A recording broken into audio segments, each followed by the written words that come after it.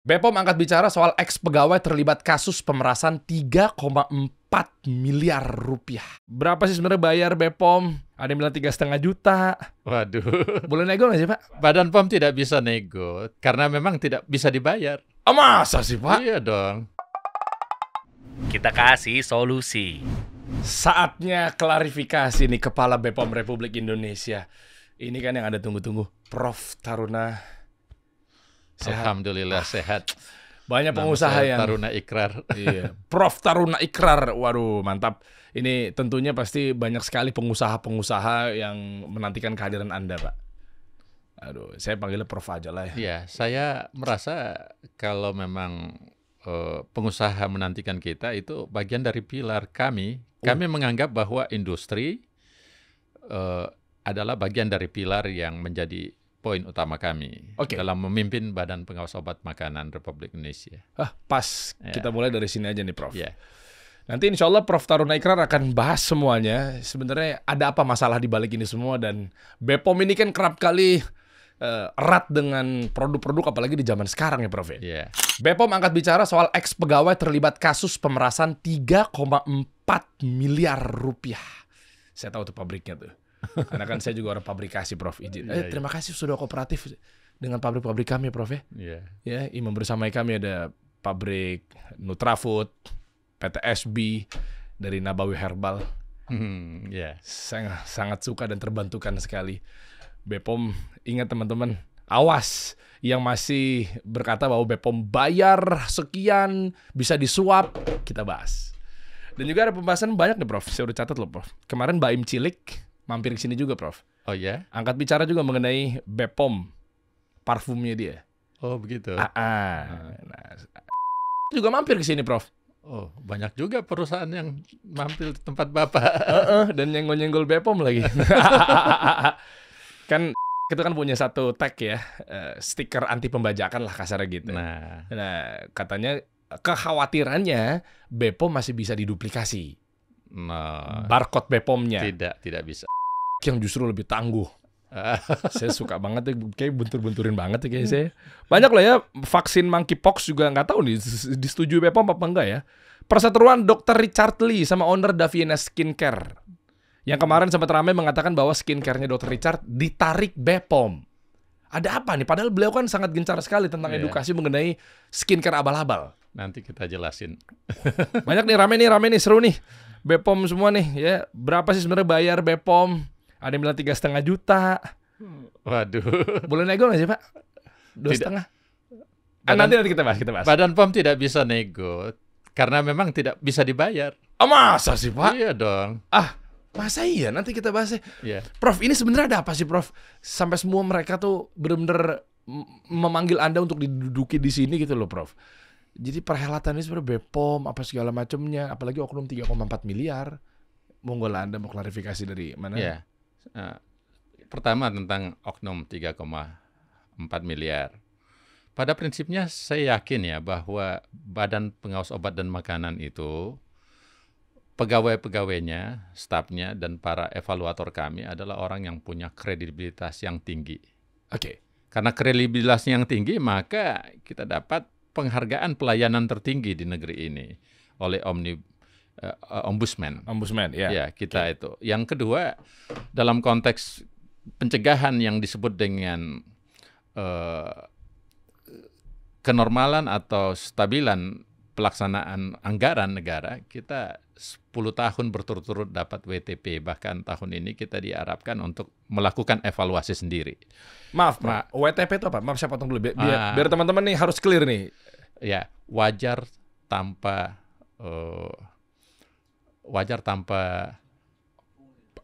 pungli, bukan? Ya, bukan. Pengecualian. Tanpa pengecualian. Saya mau nyerempet jurang aja lagi ya. Wajar tanpa pengecualian. Oke. Jadi artinya tidak ada yang dicurigai lagi di Badan POM karena tanpa pengecualian. Dan itu 10 tahun berturut-turut. Wow. Jadi pelaksanaan penggunaan anggaran Badan POM itu tepat sasaran dan baik. Ya walaupun kepemimpinan saya di Badan POM kan masih kurang dari sebulan. Oke. Ya, tapi artinya peran dari para pendahulu kami semuanya bekerja dengan maksimal untuk menggunakan uang rakyat tersebut. Jadi berdasarkan itu maka Badan POM tidak bisa disogok-sogok, nggak bisa pungli-pungli, tidak ada pungutan liar, dan tentu kita tidak mengakomodir adanya yang kita sebut dengan 3,4 miliar itu tidak benar. Tapi beritanya ada loh, Prof. Nah, makanya kita mau klarifikasi. Kalau ada yang di situ dan memang melakukannya, maka Badan POM akan memfasilitasi untuk oknum-oknum tersebut segera dipenjara, dibawa ke pengadilan untuk ditindak. Karena kita tidak menyetujui dalam konteks Badan POM ingin menjadi lembaga yang menjadi pelayanan terbaik bagi masyarakat kita. Oke. Apa itu tugasnya? Yaitu melindungi masyarakat dari untuk memastikan baik itu makanan, minuman, obat-obatan aman, berkhasiat dengan kualitas standar, kualitas tertinggi. Itu yang menjadi kewajiban kami. Jadi kami melindungi masyarakat luas. Oke.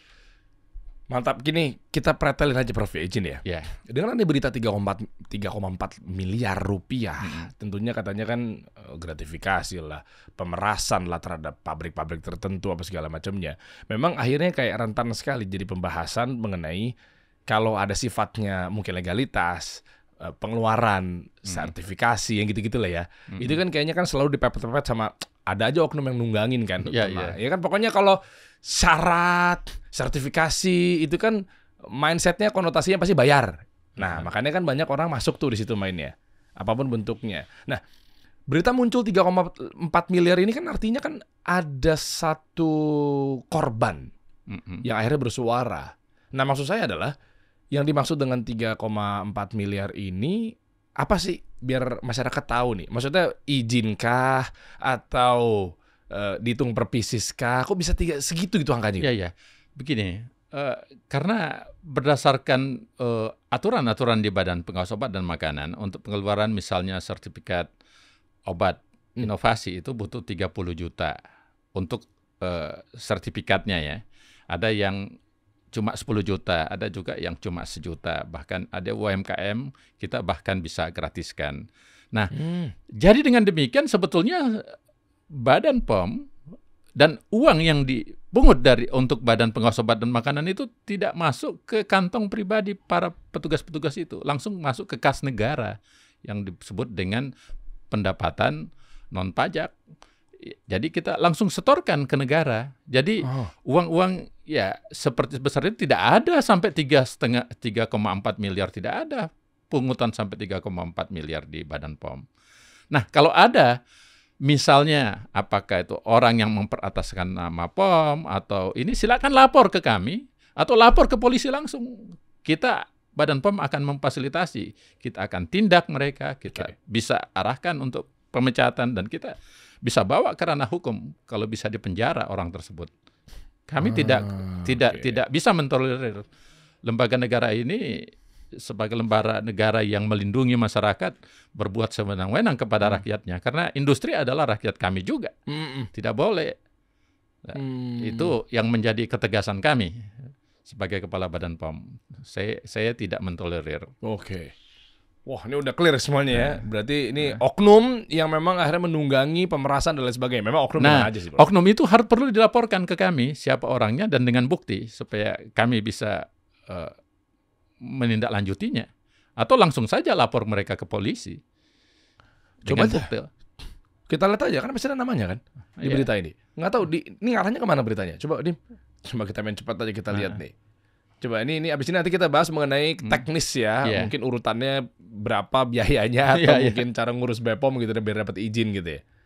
Mana sih ini? Tuh, PT Anugrah Original Bionatur Indonesia. Kita tahu lah, kalau mungkin di pabrikasi tahu lah ya. Sepak terjang AOB, Victor Kusumareja, senilai 3,4 miliar. Diketahui Sukriyadi melakukan pemerasan dan gratifikasi terhadap direktur. Artinya ada seseorang namanya Sukriyadi meras direktur PT AOB, Victor. Hampir 3,5 miliar.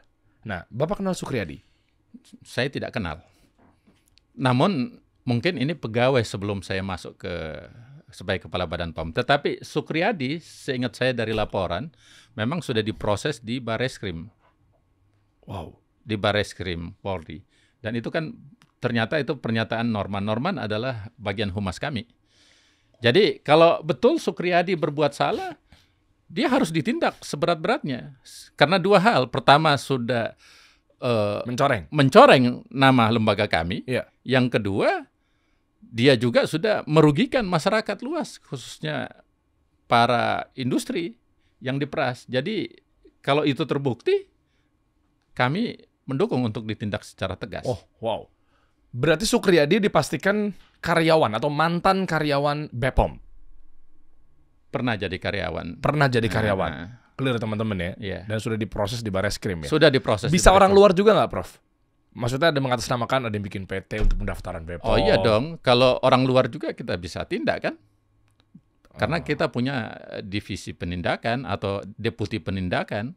Dan deputi penindakan ini selain untuk obat ya tentu ada inspektorat utama yang akan bekerja. Artinya kita akan melewati jalur prosedur yang benar. Nah, jadi kalau ada orang yang memperatasnamakan Badan POM, juga kita bisa tindak. At least Badan POM bisa melapor ke polisi untuk menangkap orang tersebut. Kan begitu. Clear nih. Jadi kemarin sempat ramai dan akhirnya jadi sensitif sekali dengan nama BPOM gitu loh. Jadi mereka pokoknya nama Badan POM berkomitmen. Tidak ada gratifikasi, tidak ada pungutan liar, tidak ada peras memeras, nggak ada. Badan POM clear mengabdi, melayani masyarakat. Dan memang jujur teman-teman, saya tidak ditunggangi siapa-siapa dan sebetulnya seseorang yang pernah duduk di sini yang bernama Baim Cilik, Baim Al-Katiri waktu itu, aktor cilik kita, ya maafin Baim ya Allah yang itu tuh. Nah dia pernah duduk di sini dan tadinya nggak mau berbicara, tapi menurut saya paksa untuk berbicara karena dalam hal yang ma'ruf gitu, kebaikan. Apa itu? Mungkin teman-teman bisa lihat cuplikannya ya. Dia mengatakan bahwa ternyata yang sudah disampaikan oleh Prof. Taruna Ikrar, kepala BPOM gitu ya, yaitu Baim merasakan sendiri, Mbak, ketika pengurusan BPOM itu tidak dibayar Rp1 pun. Saya juga kaget, kenapa di luar sana ada yang 3,5 juta, 2,5 juta gitu ya. Mungkin nanti sebelum kita bahas juga ya, yang tentunya pasti rangkaian obrolannya adalah mengenai ada tipu daya, mungkin industrinya skincare yang diadukan atau dilaporkan untuk pendaftaran di BPOM-nya itu untuk agar keluar izinnya, misalnya kandungan, agak sedikit teknis ya Prof ya, kandungan dari bahan bakunya misalnya niacinamide gitu, misalnya 3 gitu, tapi ternyata begitu dijual jadi 7, jadi 8, atau gitu ya Prof ya. Itu sering terjadi nih, era merusak nama BPOM kembali gitu loh. Ya, jadi oknum-oknum pengusaha kan mainnya main-main licik begitu tuh. Ya, padahal kandungannya bermasalah, tapi kita udah ada izin BPOM kok, cek aja. Selalu yang dijual begitu tuh, bempernya begitu tuh. Tapi taunya perubahan-perubahan nanti mungkin seketat apa Anda pengurusannya seperti itu ya? Saya akan jelaskan nanti. Boleh. Nah, dari mulai mungkin Anda bisa merespon Prof. Baim yang kemarin juga parfumnya kan akhirnya katanya tanpa Rp1 pun gitu dipungut dan tidak ada pungli sama sekali, bahkan sempat dibilang bahwa percepat gua dong gitu ya, tapi sama orang yang mungkin salah satunya staf Anda gitu ya, dibilang nggak bisa. Waktu sekian begini. Dia tegas seperti itu gitu loh. Jadi gimana sih sebenarnya Prof? Kita apresiasi statementnya Baim. Berarti kan ini bagian dari apresiasi kerja kami. Ya. Namun dalam konteks yang lebih spesifik, saya ingin mengatakan bahwa Badan POM memang punya komitmen yang tinggi untuk menjaga kredibilitas lembaga ini. Bahkan salah satu tujuan penempatan saya di Badan POM adalah akan melakukan inovasi sistem dan inovasi kebijakan. Nah, contoh yang paling real adalah kita bicara obat. Obat inovasi itu menurut aturan keputusan Badan POM itu membutuhkan waktu 300 hari kerja. 300 hari kerja kan berarti hampir setahun ya. Karena kan di luar hari kerja ada 2 hari tambahannya gitu. Jadi dengan demikian kita ingin persempit untuk bisa lebih cepat. Jangan 300 hari, kalau bisa cukup 120 hari. Untuk keluar izinnya? Izinnya. Oh, oke. Bahkan kita mau persempit lagi, kita punya ambisi, kita maksimalkan dengan hitungan-hitungan tertentu, mungkin bisa 90 hari.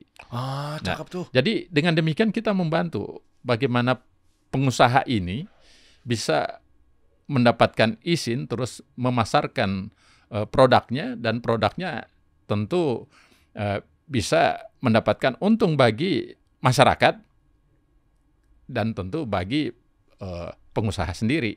Nah, jadi dengan demikian itu bagian dari inovasi kita, termasuk dalam hal obat tradisional dan kosmetik. Kita sudah ada kebijakan-kebijakan itu juga. Kita pingin percepat, bisa dari 14 hari, kalau bisa 3 hari kerja, kenapa tidak?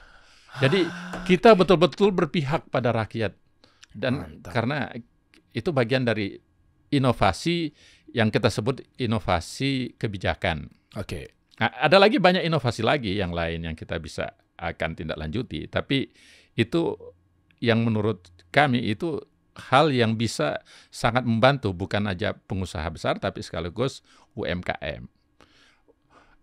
Usaha menengah kecil ini atau mikro ini sangat banyak di negeri kita, sangat besar, dan kita pingin bahkan perusahaan-perusahaan ini naik tingkat, jangan kecil terus, bisa naik jadi menengah, bahkan bisa jadi perusahaan besar. Eskalasi ya? Eskalasi. Wah, iya, jangan ditambah mulu mikronya. Kebanyakan gak naik-naik ya. Iya. Nah, tapi boleh tahu nggak dikit secara detail nih, Prof? Untuk tolak ukur 300 hari itu, maksudnya pengecekannya memang selama itu, dan cara mempercepatnya itu berarti jangan-jangan nggak secara kuratif gitu? Nah begini. Kok bisa? Kalau kita bicara obat ya, itu kan memang ada, kita ada Direktorat Standarisasi, Direktorat Registrasi, ya kan? Nah, tentu kan ada polanya. Kalau misalnya obat ini sangat spesifik, apalagi yang kita sebut dengan chemical sintetik atau kimia sintetik ya. Iya. Itu ada zat aktifnya, dan kalau kita tidak hati-hati itu punya dampak pada saat dikonsumsi masyarakat. Oke. Itu bisa bermanifestasi fatal. Oleh karena itu memang ada standarisasinya. Jadi proses standarisasi untuk obat tersebut kenapa sampai 300 hari, obat-obat baru ini, itu karena memang perlu ada selektivitas yang tinggi. Jadi setelah masuk ke registrasi, terus masuk ke tahapan berikutnya, tahap yang disebut Komnas, Komite Nasional untuk evaluasi obat. Dan itu komite evaluasi obat ini tidak berasal dari Badan POM. Kita hire ahli-ahli dari kampus, yang ahli pakar di bidang obat-obat tersebut. Dia akan rapat, dan proses rapatnya kan kita tidak bisa paksakan hari ini juga harus selesai kan. Nah, tapi kan itu bisa terukur sebetulnya.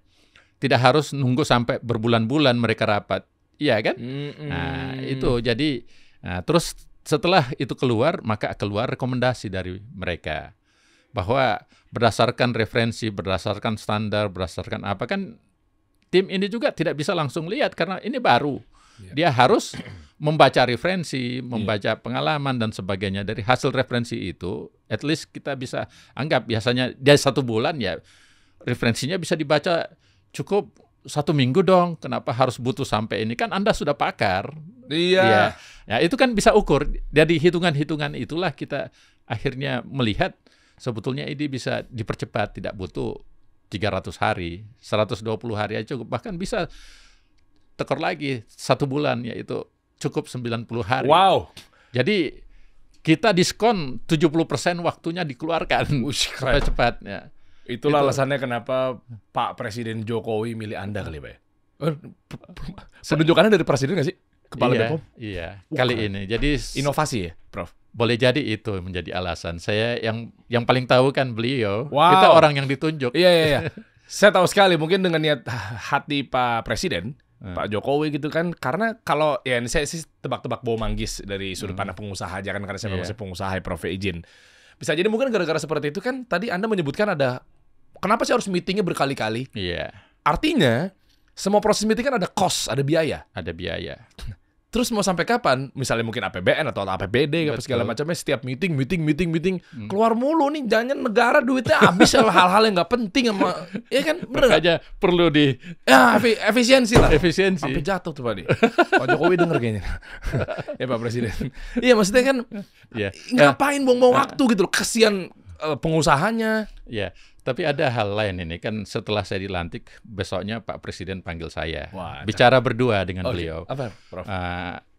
Ya salah satu aspek yang beliau katakan aspek inovasi itu penting. Yang kedua dia katakan harga obat begitu mahal, bisa sampai 400%, bahkan ada yang sampai 700% lebih tinggi. Terus yang ketiga banyak obat-obat yang sudah dapat pengesahan Badan POM di berbagai negara yang sangat bagus dibutuhkan negeri ini, bertahun-tahun kok tidak masuk. Wah, keren. Itu beliau. Terus yang ketiga, yang keempat dia juga beliau menyoroti tentang pangan, karena kan Badan POM bukan hanya ini Badan Pengawas Obat dan Makanan ini kan, makanan kita ini banyak sumber daya kita yang luar biasa. Itu gimana? Terus yang berikutnya beliau juga menjelaskan tentang apa yang kita sebut produk-produk inovasi tadi. Apakah obat-obat asli Indonesia itu tidak bisa dikembangkan? Kan kita ada 700.000 obat asli Indonesia. Minimal dinaikkan itu jadi obat herbal terstandar, bahkan bisa naik jadi fitofarmaka. Itu semua yang menjadi ini. Dan yang terakhir beliau katakan, kok Indonesia ini tidak dihitung ya di dunia internasional. Kenapa tidak dihitung? Apa alasannya? Salah satu hitungannya itu kalau Badan POM mengeluarkan suatu registrasi sampai ke negara lain dipimpong kiri kanan. Itu kan artinya kita belum dihitung. Nah, jadi berdasarkan itu saya tanggapin bahwa ada 5 instruksi beliau. Pertama, kita berkontribusi untuk membantu menurunkan harga obat. Yang kedua, membantu inovasi. Inovasi apa? Inovasi obat-obat baru. Kemudian yang ketiga, mempercepat izin obat. Itu penerjemahan saya. Kenapa kita melakukan inovasi dari 300 hari menjadi, kalau bisa ya sesuai dengan kos, tapi kita pastikan obat yang disahkan itu adalah standar keamanannya pasti, standar kualitasnya pasti, dan standar efikasi atau efektivitasnya juga terjamin. Itu yang kita inginkan. Nah, waktu yang singkat ini cukup sebetulnya, tidak butuh sampai 300 hari. Nah, termasuk kita juga berharap mudah-mudahan tahun depan, karena saya lebih banyak di luar negeri sebetulnya, saya punya karir ya. Nah, saya melihat, saya kan Direktur Konsul Dokter Sedunia yang ratusan negara anggotanya. Nah, dari kegiatan itu kita melihat bahwa Badan POM sebetulnya bisa masuk menjadi top dunia dalam konteks regulasi. Caranya sebetulnya simple. Kita harus masuk dari maturity level 3 menjadi maturity level 4. Nah, artinya tingkat penguasaan, stabilitas, standar semua sudah terpenuhi. Nah, untuk masuk ke situ, itu harus terdaftar masuk ke namanya WHO List Authority atau WLA. Nah, kalau kita sudah masuk begitu, maka semua produk-produk kita itu cuma ada 30 negara yang di seluruh dunia yang masuk itu. Salah satunya kan Amerika dan Eropa, Jepang. Nah, masa kita nggak bisa setingkat mereka? Tinggal satu level loh. Kita akan masuk ke situ, kita akan support, kita akan push. Di bawah kepemimpinan saya pingin itu masuk ke situ. Karena ini instruksi Presiden. Amin. Dan kita yakin, insya Allah tahun depan, saya kira sekitar bulan Mei, bulan Juni, kita sudah dapatkan itu. Ya, jadi kita kerja keras. Untuk menggapai itu. Kita sudah kontak WHO, kita kontak Badan Dunia. Mereka sudah persiapkan tahun depan, akhir tahun ini, sekitar November akan datang ke sini akreditornya dan sebagainya. Kita kerjasama. Kita gunakan jaringan yang kami miliki untuk bagaimana Badan POM Indonesia ini setingkat Badan POM-nya Amerika dan Eropa. Dan kita punya potensi untuk itu. Nggak salah Pak Jokowi milih Anda. Mantap. Karena ujung-ujungnya yang menang siapa harusnya? pengusaha juga kan, Pak? Pengusaha. Rakyat juga loh. Iya, karena BPOM ini kan selalu menjadi satu momok ketika belum lagi ntar Anda mungkin bisa kasih tahu juga klarifikasi. Sebenarnya kalau belum ada izin BPOM-nya turun karena menunggu 300 hari apakah masih tetap bisa dagang? Tetap bisa live TikTok? Nah, ini kan hati-hati tuh ditangkap loh. Iya, nah, ini kan gitu-gitu kan. Maksudnya kan kalau dipercepat ini kan ternyata yang diuntungkan sebenarnya rakyat. Iya. Jadi saya bilang tadi itu kalau ini kita sudah masuk di list global tadi, Bapak berusaha di sini dapat izin Badan POM, Bapak bisa ekspor kemana saja, tidak perlu dipimpong kiri kanan karena sudah terjamin jaminan Badan POM-nya dan itu hitungan ekonominya sangat banyak keuntungan bagi negeri kita. Ini ada hubungannya nggak? Kemarin Pak Menteri Zulkifli Hasan juga mampir ke sini terkait beliau juga punya satu bahan ajar lah ya mengenai di Kementerian Perdagangan.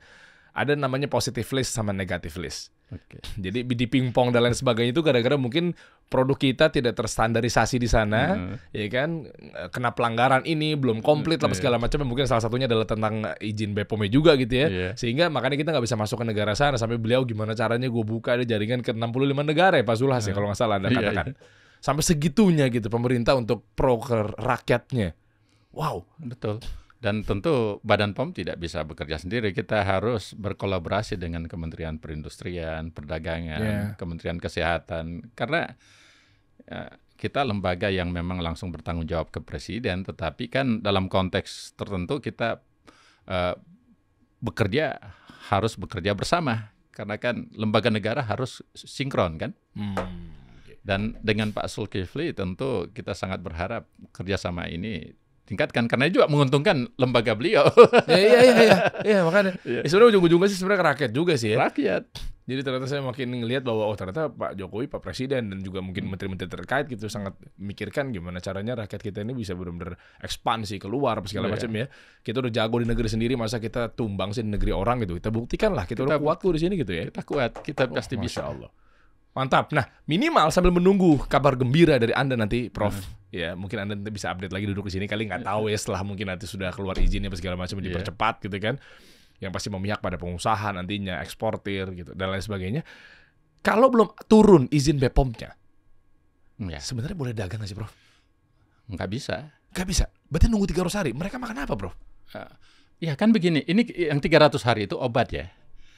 Ada yang oke. Kita runut ya, Prof. Ini jangan sampai salah kaprah nih. Paling atas adalah obat. Ya. Izinnya berarti namanya? Izin sertifikat registrasi obat atau untuk distribusi obat ya. 300 hari nunggu.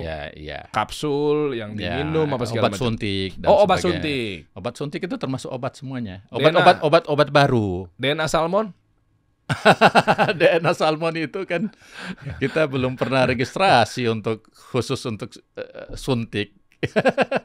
Tapi kan banyak. Kosmetik. Nah, ini juga yang perlu saya klarifikasi ya. Mengenai suntikan itu level begini. Level keamanan produk dan makanan. Nah, kita bicara obat ya. Kan ada disebut dengan obat-obat tradisional, ada obat herbal terstandar, ada obat fitofarmaka, ada kosmetik. Dan kosmetik itu salah satu tugasnya, pemanfaatannya adalah tidak bisa mengambil alih pemanfaatan obat. Kalau obat itu apa? Misalnya ada yang obat minum, ada penyuntikan, ada intervensi. Paracetamol termasuk? Ya, paracetamol termasuk kan diminum, tapi dia dibuat dari obat kimia ya. Kimia ya. Nah, itu ada prosedurnya beda dengan kosmetik. Ya, kalau kosmetik dengan ini ya tidak sampai 300 hari, cukup beberapa hari. Tadi misalnya dari 14 hari kita mau jadikan cukup 3 hari kan? Itu kosmetik atau obat tradisional. Jadi beda. Nah, yang saya maksud tadi 300 hari itu adalah obat inovasi, obat baru. Obat baru itu gimana sih, Prof? Obat baru itu misalnya contoh paling konkret. Saya sebagai ahli farmakologi ya. Ya, Anda seorang dokter juga anyway gitu. Seorang dokter. Contoh obat baru begini. Obat untuk menurunkan tekanan darah. Ya kan? Nah, obat-obat itu biasanya obat-obat lama misalnya kayak captopril. Nah, itu sudah digunakan umum. Nah, terus ada penemuan obat baru yang bisa mempunyai reseptor tertentu. Misalnya selain kalsium blocker ada natrium blocker. Apa itu natrium? Apa itu kalsium? Itu adalah sistem koneksi yang ada di sistem reseptor yang ada di pembuluh darah kita. Nah, karena dia kerjanya sangat sensitif, kerjanya sangat spesifik, maka kita perlu kehati-hatian karena satu kali diminum atau disuntikkan dengan hitungan farmakokinetiknya, dia bisa berdampak fatal. Bisa pasiennya mengalami henti jantung atau bisa apa-apa. Nah, artinya saya maksud bahwa obat-obat baru itu memang proses seleksinya berat sehingga membutuhkan waktu yang lama. Tapi jangan sampai 300 hari dong, terlalu lama. Iya kan? Itu kalau obat. Tapi kalau makanan juga beda. Deadline-nya obat kosmetik dan sebagainya juga beda deadline-nya. Kayak obat bukan obat tradisional atau sifatnya suplemen ataupun kosmetik itu tadi bayangin dari 14 hari aja cukup. Bahkan bisa dikurangi 3 hari. Nah, jadi itu makanya kita kan di Badan POM ada 4 deputi. Ada deputi obat, psikotropik, dan narkotik serta adiktif. Itu yang saklek itu, yang butuh waktu 300 hari. Kalau di deputi 2 yang hubungannya obat tradisional, suplemen makanan, dan kosmetik, itu tentu lebih cepat waktunya. Kemudian ada deputi pangan, olahan, ya kan? Nah, itu juga yang berhubungan dengan makanan jadi, minuman dan sebagainya itu juga waktu deadline-nya tidak sampai 300 hari. Cuma beberapa hari sebetulnya. Tapi itu juga kita berharap bisa lebih cepat. Nah, ada deputi penindakan. Penindakan ini karena kan Badan POM itu bekerja mulai dari hulu sampai hilir. Hulunya di mana? Pada saat barang itu manufacturing atau dibuat, makanya kan ada namanya Good Manufacturing Practice atau sertifikat cara pembuatan obat atau cara pembuatan makanan yang baik. Jadi kita berhak memberikan sertifikat bagaimana perusahaan itu dalam memproduksi untuk dibuatkan sertifikatnya. Setelah itu sertifikatnya keluar, dia bisa memproduksi. Nah, pada saat setelah memproduksi dia mau jual. Poin-poinnya itu ada lagi registrasi tiap item. Jadi tidak satu kali untuk semua produk. Nah, seperti yang Bapak sebutkan tadi, yang disebut dengan pemberian tentang kosmetik, ya kita harus secara spesifik memberikan kosmetik yang mana. Jadi tidak kita kasih satu perusahaan terus seluruh kosmetiknya yang dia produk sudah dapat izin, tidak. Oh, enggak dong. Harus satu persatu. Iya. Nah, kalau misalnya dia izinnya adalah kosmetik, terus digunakan kayak penyuntikan dan sebagainya, itu melanggar. Karena yang suntik dan sebagainya atau injeksi itu bukan domainnya kosmetik, itu domainnya obat. Jadi wajar dong berdasarkan aturan itu kalau ada perusahaan yang membuat seperti itu, kita perintahkan untuk ditarik. Dan itu volunteer ditarik sendiri, tapi yang jelas izinnya yang kita tarik. Iya kan? Nah, kenapa? Karena terjadi pelanggaran. Obat yang seharusnya kosmetik yang seharusnya untuk kosmetik yang dipakai di luar tapi dilakukan penyuntikan menggunakan jarum suntik dan sebagainya, itu adalah untuk penggunaan obat. Seharusnya dia mengajukan kembali, kalau dia mau usulkan itu, mengusulkan kembali ke deputi 1, bukan deputi 2. Jangan pakai izin yang lama kosmetik dong. Jangan, tidak boleh. Itu pelanggaran. Dan itu juga berarti penipuan. Masyarakat kan tertipu dong. Iya, penipuan ke konsumen. Konsumen tidak boleh. Itu yang nanti disalahin Badan POM-nya lagi tuh. Jangan Badan POM-nya tegas sesuai sudah berbuat sesuai aturan. Catat tuh. Berarti yang misalnya gini, Prof, boleh dirunut nggak? Yang dimaksud dengan izin 1 itu adalah si SKU varian produknya atau PT-nya, perusahaannya. Nah, misalnya kami nih contoh nih herbal gitu, PR gitu. Nah, ini cerita dikit ya. Saya bersama partner saya gitu kan, Pak Sukma di PT SB gitu ya. Ada Nutrafood juga kami dan lain sebagainya. Saking kita ngejagainnya, kita taat sama pemerintah dan kita taat sama aturan BPOM gitu ya. Begitu ada satu, ya ini cerita dikit lah curhat, ada satu produk baru yang mau kita sasar, adalah pokoknya tentang suplemen pria. Oke. Tapi ternyata kandungannya ini yang kita coba riset dari Malaysia, terus tiba-tiba tapi mengandung ada kayak semacam, saya lupa namanya apa, Pak Sukma lebih paham lah. Itu kayak ada semacam obat, Pak. Iya. Iya kan, kayak paracetamolnya lah untuk mempercepat dan lain sebagainya. Nah, sehingga kita nggak berani aneh-aneh, Pak. Yeah. Udahlah tahan dulu aja deh daripada kita izin ETR, tapi kayak gitu kan harusnya. Ini saya perlu jelasin ini penting ini. Oke. Jadi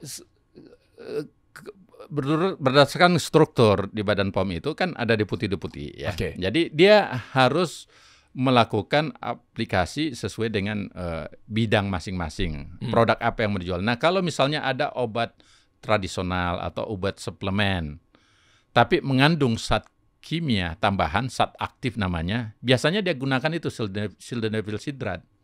Iya itu namanya. Betul. Itu kan obat untuk kimia sebetulnya, chemical sintetik. Itu kan obat chemical sintetik berbahaya kalau tidak sesuai dengan peruntukannya. Nah, bahayanya obat yang sintetik ini, pertama peruntukannya, yang kedua dosisnya. Kalau dia tidak dibuat secara tepat, bisa saja dosisnya misalnya maksimal 25 mg. Terus nanti yang karena cara pembuatannya tidak tepat, akhirnya 100 mg. Ya kan? Cara ngukur cara ini. Dia masukkan ke situ, dikonsumsi oleh masyarakat. Karena dia merasa cuma jamu atau suplemen.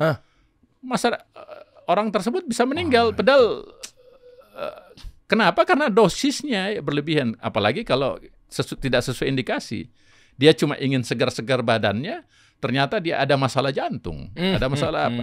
Jadi kenapa Badan POM termasuk Deputi 2 untuk bidang suplemen dan obat tradisional dan sebagainya itu sangat saklek juga.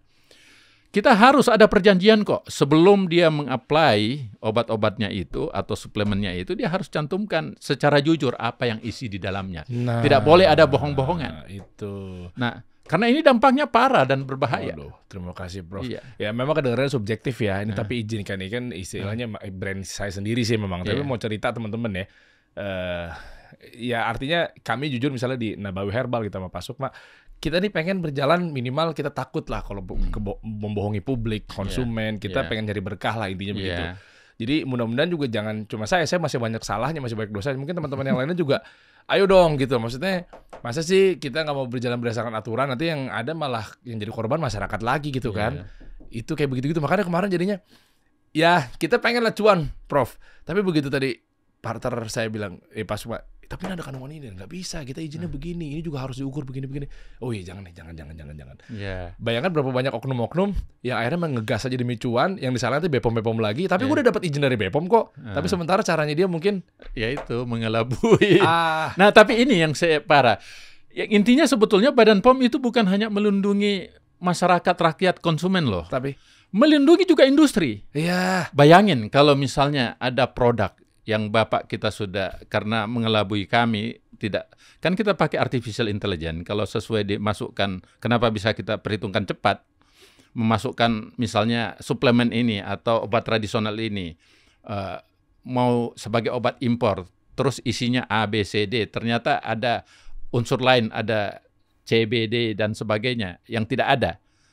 Lantas masyarakat korban, maka berdasarkan itu, perusahaan bisa dituntut oleh masyarakat. Walaupun ada tertulis di situ Badan POM kan tinggal mengatakan kami sudah mengeluarkan izin tapi yang itemnya A, B, C, D. Tidak ada E, F, G dan sebagainya. Berarti kan double hukumannya.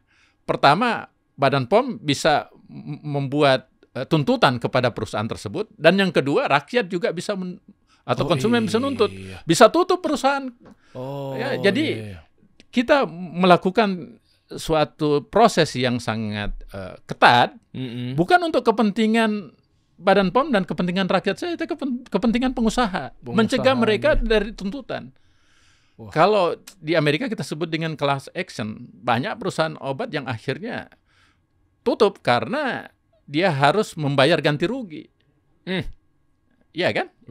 Nah, kita jadi kami punya semboyan dan kami punya niat ingin juga melindungi para industri, bukan hanya konsumen. Nah, tuh jangan dibalik. Terkesannya kan kayaknya BPOM nggak memihak sama kita, susah izinnya.